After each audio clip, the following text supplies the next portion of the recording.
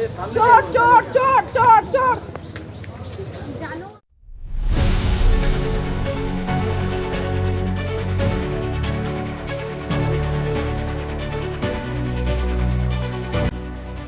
দুর্গাপুরের সিটি সেন্টারের নন্দলাল বিধিতে এক উচ্চশিক্ষায় ভর্তি হওয়ার পরীক্ষায় প্রস্তুতির কোচিং এর সেন্টারকে ঘিরে তুমুল বিক্ষোভ।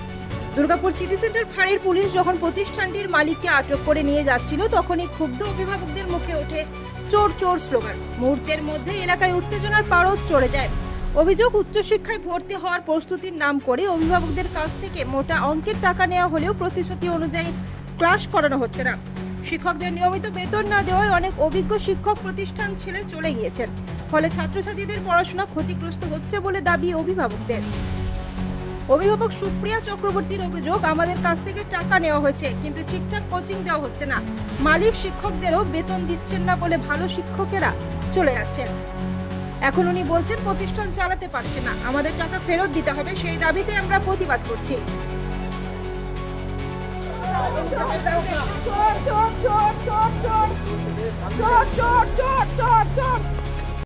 আমাদের অভিযোগ, আমরা এই ইনস্টিটিউটকে ভর্তি করেছিলাম আমাদের ছেলেদের।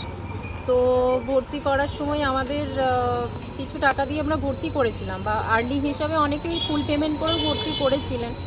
এবারে সেক্ষেত্রে আমরা আজকে রিফান্ড চাইছি, কেননা এই ইনস্টিটিউটটা আর উনি বলছেন চালাতে পারবেন না।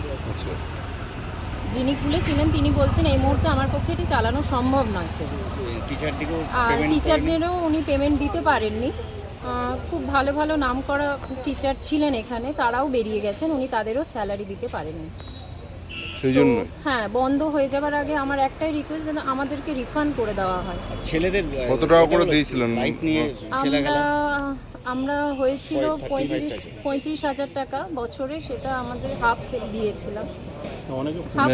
অনেকে ফুল দিয়েছেন। 19,000 টাকা আমি দিয়েছিলাম, অনেকে ফুলও দিয়েছেন। ক্লাস হিসেবে 80,000। এখন কি বলছেন?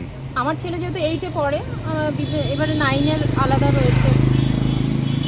কি বলছেন? উনি বলছেন আমি দিয়ে দেবো, আমি দেবো। উনি বলছেন টিচারদেরকেও উনি বলেছেন যে ক্লাস রান হোক, ক্লাস কন্টিনিউ হোক, উনি সেটাই বলছেন। না কিভাবে করবেন ওনারা? কিন্তু আজকে 3 মাস ধরে উনি নাকি টিচারদেরও ঠিকমতো স্যালারি দেননি।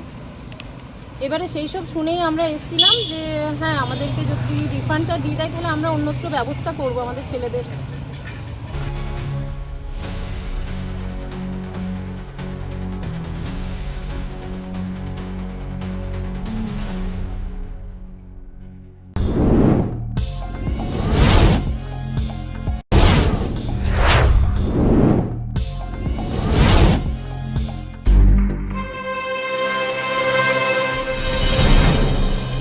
জেলার সমস্যা হোক বা খুশির খবর, শহরের হাহাকার থেকে আপনার ব্যথা, জেলার গর্ব হোক কিংবা জেলার মেধা, গ্রামের অজানা গলি থেকে শহরের ব্যস্ত এলাকা, সব জায়গার খবরের ওপর রয়েছে নিউজ আই 24 ডিজিটালের নজর।